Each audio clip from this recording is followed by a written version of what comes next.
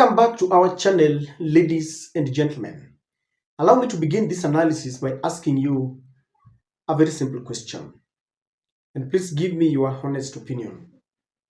Is Raila Odinga in government? Is Raila working with William Ruto, either directly or indirectly? And there's a reason why I'm asking that question. And before you answer, allow me to read a quote. People have now termed it a quote from the Deputy President, Rigathi Gachagua. And this is it. Even if Raila goes to the streets rioting, hoping the president will invite him for a handshake deal, that will not happen. I will be roaming in State House compound so that when this mzee tries to sneak in through the back door, he finds me there. That was Rigathi Gachagua sometimes back when Raila was leading demonstrations, and he assured his supporters that Raila would not get a chance anywhere near State House. The reason I began by asking you that question and reading this, I have seen a conversation in the social media. Many people are asking how Rigathi Gachagua feels, especially now that they are not in good terms with his boss, but because of the AU mission, Raila seems to be working in a pacifying environment. There's a cordial kind of relationship between him and William Samoei Ruto. Now, today, after Raila met the Chief Minister, Mudavadi, in his railway office, Raila delivered his speech where he informed the nation that they were sharing and comparing notes as far as his bid to contest for the African Union Commission chairperson is concerned. And Mudavadi briefed him, and he also briefed Mudavadi on the level of preparedness. But there is a statement that Raila gave that has grabbed headlines. The statement seems to be standing out among all the things that he said, because Raila said something that seemed to many as a statement that was made very intentionally to sink to certain audience or target. Raila said that he is not seeking any position in government, rather seeking a position at the African Union Commission. Kindly take a look or listen to Raila's statement.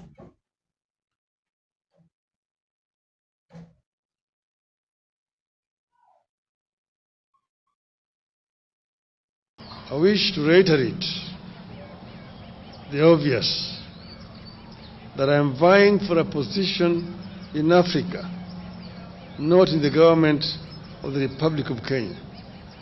But I need the endorsement of the government of Kenya for that African position. At this meeting, we exchanged notes.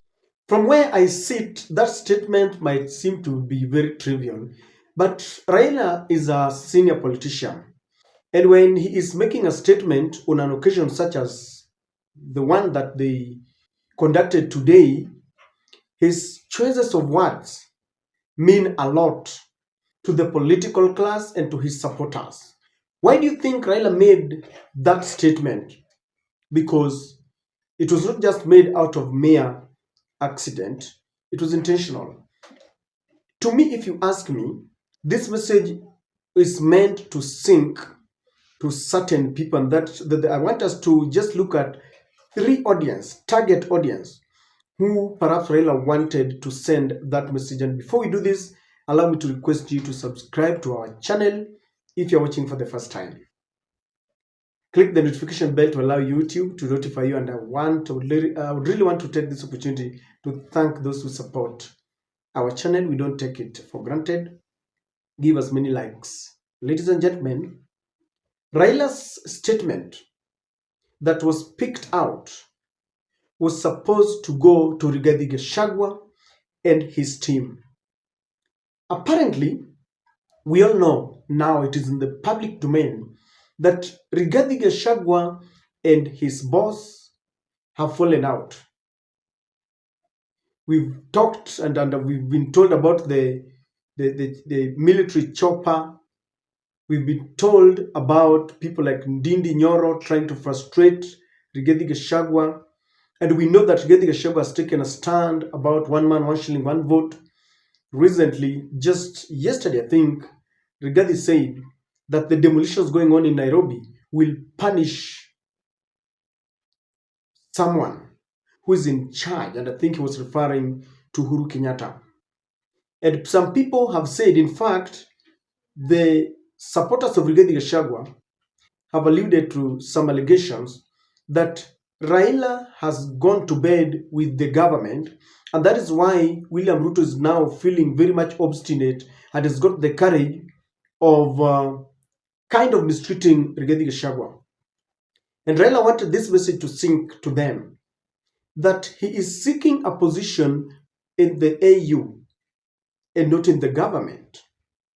And I remember him explaining too well that the government is supposed to endorse his candidature. That is a policy at the AU level, because all the people who are supposed to be voting are presidents.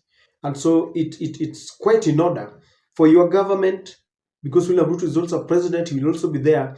He's supposed to endorse you for the other leaders, other presidents, to know that indeed this is a man that can be trusted. Charity begins at home. So I believe this message was intended to Rigathi Gachagua. Number two, the message is intended to Azimio leaders and Azimio supporters.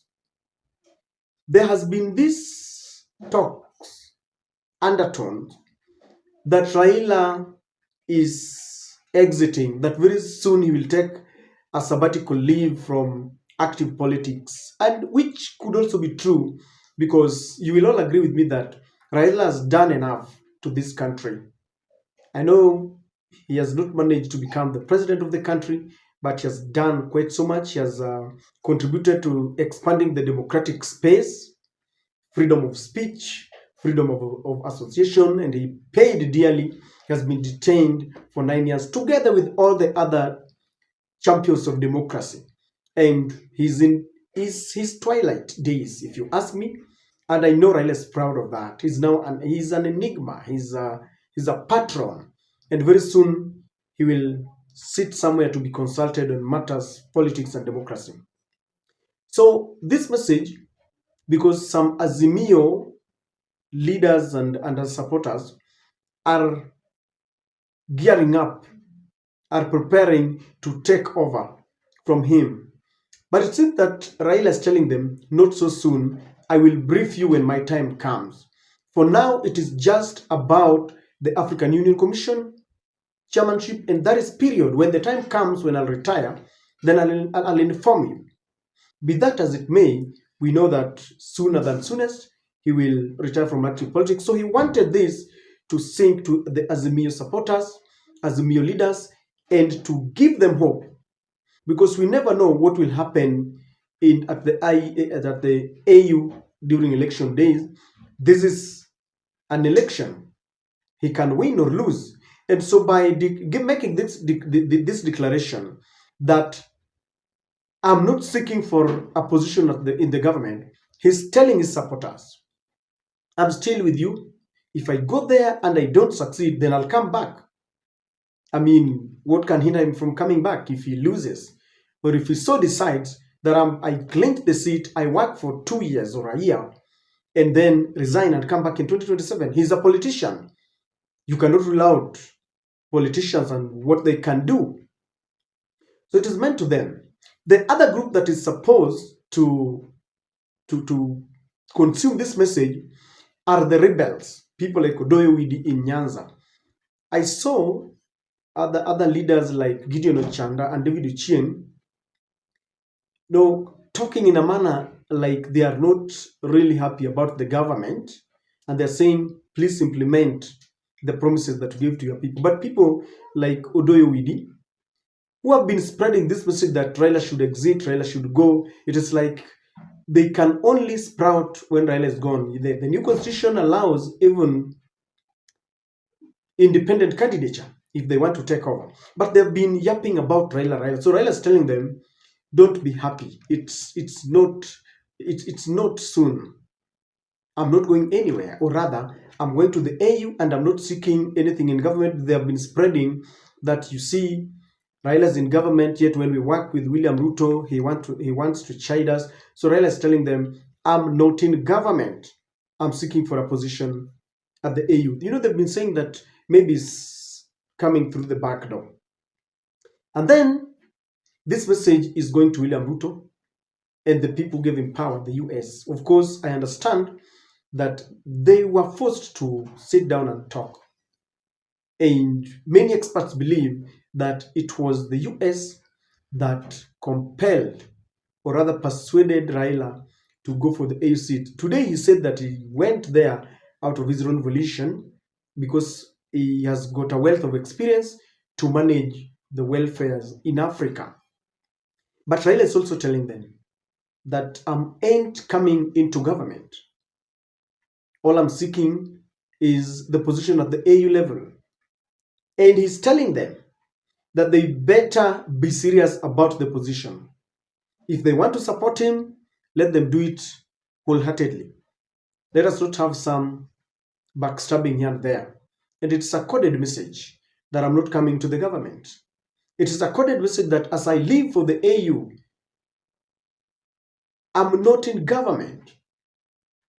And we should not have any other talk about, as you go, give me your support base. Whoever wants it can go for it, not negotiating for the support base, because many people also think that as he goes out, he's handing over William Ruto his support base. And I think that is a message to William Ruto, a message to the US, and a message to all the people, stakeholders who elevated Ruto to power.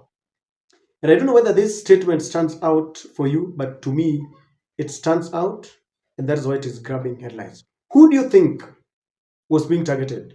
Or why do you think Raila made those statements? Were they just out of mere coincidence? Please share them in the comment section.